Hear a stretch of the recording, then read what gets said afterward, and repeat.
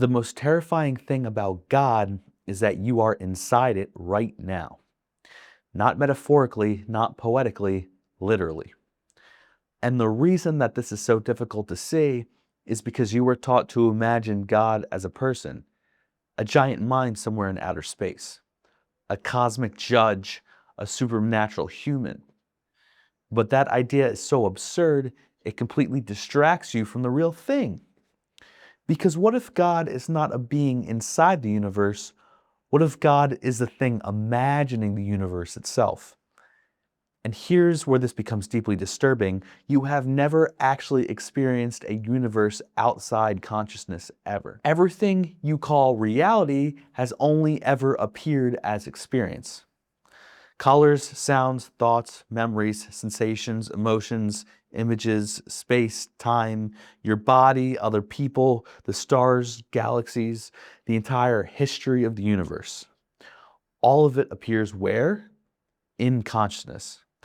You have never once stepped outside consciousness to confirm a world beyond it. And the mind immediately tries to escape this. It says, okay, but obviously there's still a physical universe out there causing my experience. But notice something strange. That physical universe is itself just another thought appearing in consciousness. You never actually experience matter. You experience perception, you experience an image of a galaxy, a sensation called touch, a sound called thunder, a thought called planet, a mental model called space. But the actual material universe that everyone assumes exists independently is never directly encountered. And this creates a horrifying possibility. What if existence is not happening inside the universe, but the universe is happening inside existence? But stay with me here because this is where people's minds usually short circuit. You have spent your entire life assuming consciousness exists inside the brain, but have you ever actually experienced a brain? Or have you only ever experienced thoughts, images, sensations, and perceptions of a brain? Even neuroscience appears where? Inside of consciousness. The laboratory appears in consciousness, the scientist appears in consciousness, the MRI scan appears in consciousness, the theory appears in consciousness. Everything appears inside the very thing we are trying to explain. And that is the hard problem of consciousness. Science can describe behavior and patterns or brain correlations, but it cannot explain why experience exists in the first place.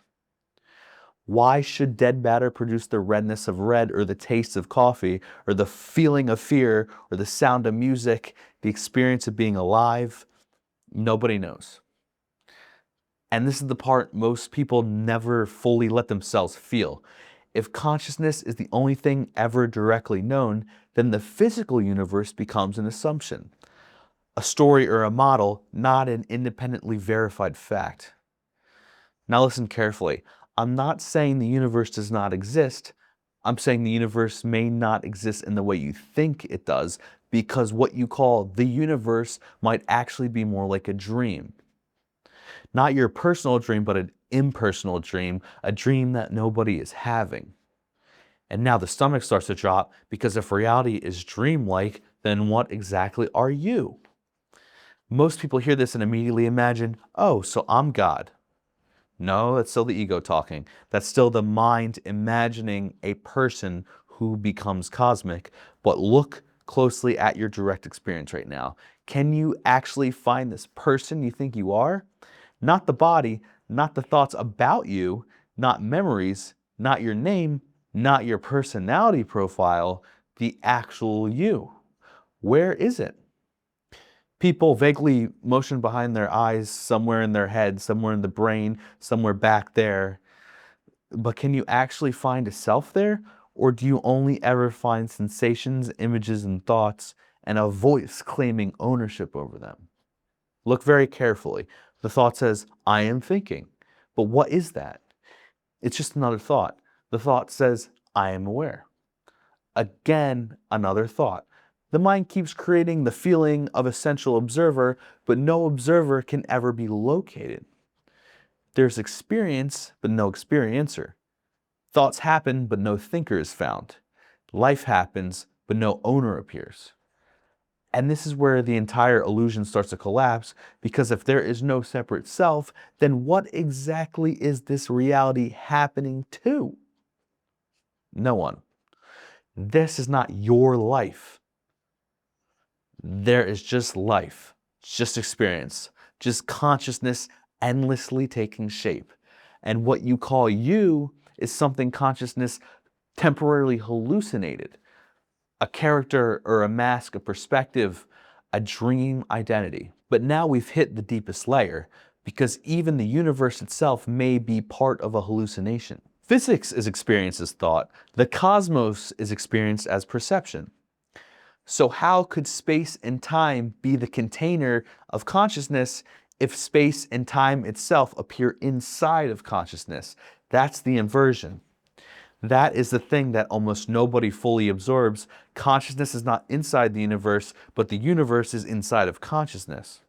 So suddenly God stops looking like a supernatural man and starts looking more like an infinite field with no center or shape or edge or location or beginning or outside, but just boundless empty awareness, hallucinating worlds, stars, death, history, hallucinating you.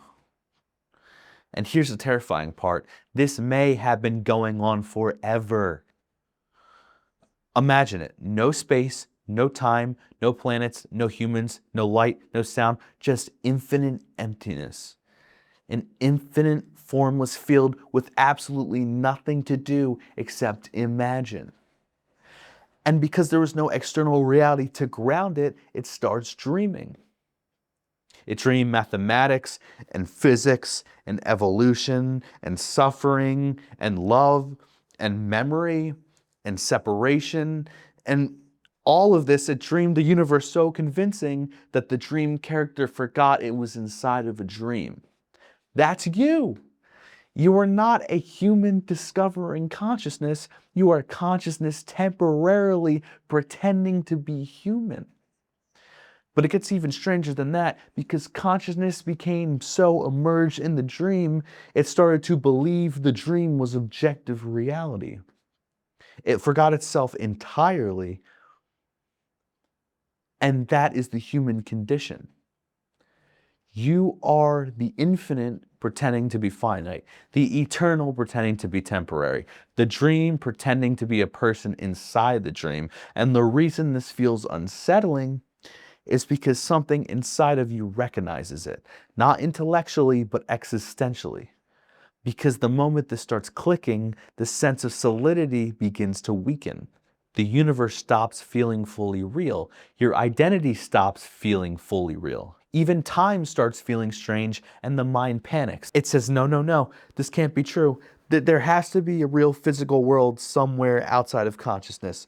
But again, that outside world is itself appearing as an idea inside of consciousness. You cannot escape the fact that experience is the only thing ever known ever. And if that's true, then reality is far stranger than anyone has ever admitted, because the entire thing may be an infinite hallucination with no center, no author or location or objective physical foundation underneath of it, just consciousness dreaming.